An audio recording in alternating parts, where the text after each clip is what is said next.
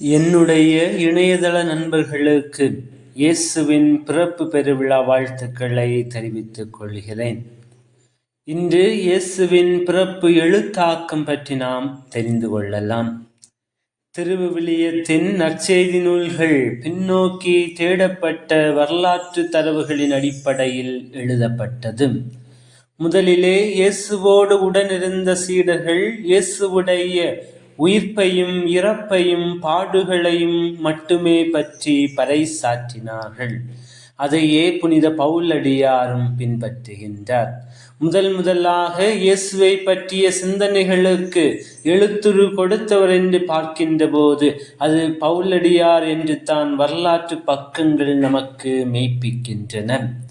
ஆனால் அவருக்கு கூட இயேசுவுடைய பிறப்பு தேவைப்படவில்லை. பல ஆண்டுகளுக்கு பின்னர் சாவையே வெற்றி கொண்ட இவர் யாரோ என்ற தேடலின் அடிப்படையில் பின்னோக்கி தேடினார்கள். இயேசுவின் பணிவாழ்வினை பற்றிய செய்திகளை அவரின் பாடுகள், இறப்பு, உயிர்ப்போடு சேர்த்து நற்செய்தி நூலாக எழுதினார்கள். எளிமையான வாழ்வு, ஏழைகளோடு உடனிருப்பு, அதிகார பேச்சு, வல்லமை நிறைந்த ஜெபம், இவர் எங்கிருந்தோ என்ற தேடல் மீண்டும் தொடர்ந்தது. இயேசுவின் பிறப்பை பற்றிய தேடல் ஆரம்பித்தது. பல வாய்வழி தரவுகளின் அடிப்படையிலும் வரலாற்று மற்றும் பழைய ஏற்பாட்டு நூல்களின் உதவியோடு இயேசுவுடைய பிறப்பு நிகழ்வுகள் புனையப்பட்ட கதையாக இருக்கிறது என்று பல அறிஞர்களுடைய கருத்தாக வெளிப்படுகின்றது. நாம் ஒரு மனிதரை பற்றி சொல்லும்போது மெருகேற்றி சொல்வது போல இயேசுவின் பிறப்பு பற்றிய நிகழ்வுகளும் மெருகூட்டப்பட்டதாகவே இருக்கின்றது. இயேசு கிறிஸ்துவின் பிறப்பை பற்றிய நிகழ்வுகளை பற்றி நாம் சிந்திக்கின்ற பொழுது 2 வகையான விளக்கங்கள் நற்செய்தி நூல்களிலே கொடுக்கப்பட்டுள்ளன.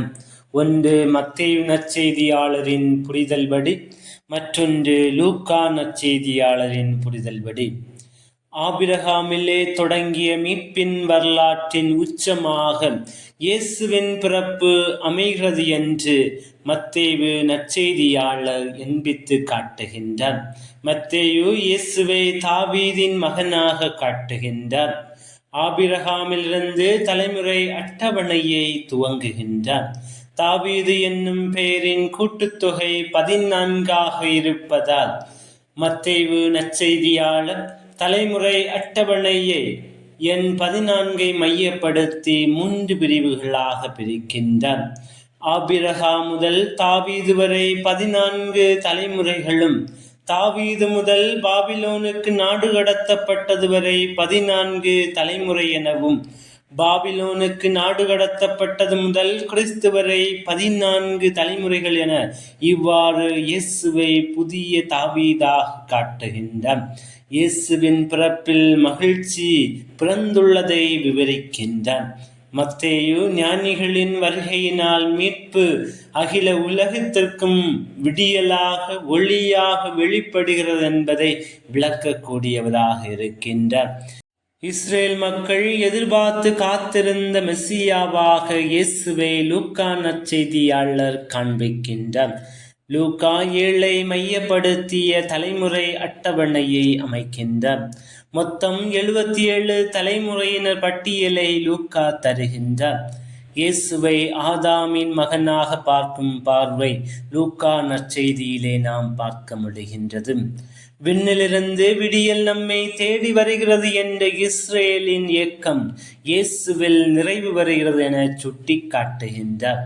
லூக்கா நற்செய்தி 2ஆம் அதிகாரம் 29ஆம் இறை வார்த்தையிலிருந்து 33ஆம் இறை வார்த்தை வரை உள்ள இறை வார்த்தைகளில் உள்ள சிமியோனின் பாடலில் இஸ்ரேலுக்கு பெருமையாக, பிற இனத்தாருக்கு வெளிப்பாடு அருளும் வழியாக இயேசுவை மீட்பராக காண்பிக்கின்றார் லூக்கா நற்செய்தியாளர்.